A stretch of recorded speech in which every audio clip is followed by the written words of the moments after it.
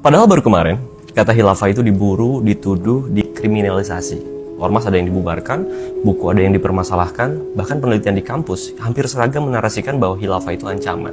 Dan semuanya atas dalih menjaga NKRI. Tapi kita lihat hari ini, Menteri Kebudayaan Fadlizon justru menekan kerja sama dengan Turki untuk membuat film sejarah hubungan Indonesia dan kehilafahan Ottoman. Tentang Aceh, tentang sebuah jejak yang nggak bisa dihapus. Ironis? Atau ini bukti bahwa sejarah itu nggak bisa terus dikubur paksa?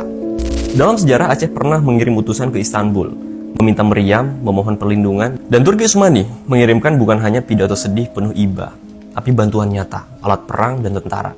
Lengkap dengan solidaritas yang penuh, yang menembus samudra tanpa visa, tanpa syarat, tanpa batas-batas imajiner. Dan inilah karakter dan wajah asli dari khilafah, bukan sistem buatan Arab, tapi warisan umat, asli dari Kanjeng Nabi yang tidak dicampuri oleh Machiavelli.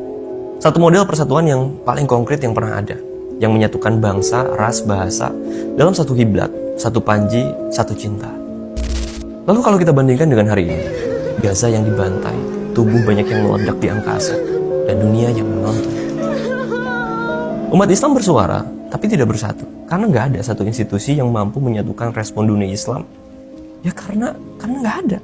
Karena khilafah telah digantikan oleh peta politik kolonial yang digariskan oleh Six Picket. Dulu Aceh bisa mengirim pesan ke Istanbul. Sekarang Gaza bahkan nggak bisa kirim suara ke tetangganya. Ke Mesir, Yordan, negara Arab, dan negara mayoritas Muslim saling mengunci pintu dan tutup telinga. Ya karena kondisi kita yang tercerai, yang terkungkung sekat imajiner nasional, yang menyebabkan 2 miliar umat Islam jadi patung, dikangkangi Zionis yang penduduknya hanya 7 juta jiwa.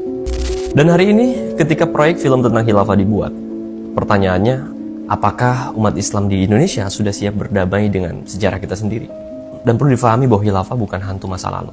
Ia adalah jejak kemuliaan yang tertutup debu ketakutan, yang kemarin dijadikan hantu politik untuk menjegal lawan. Iya kan?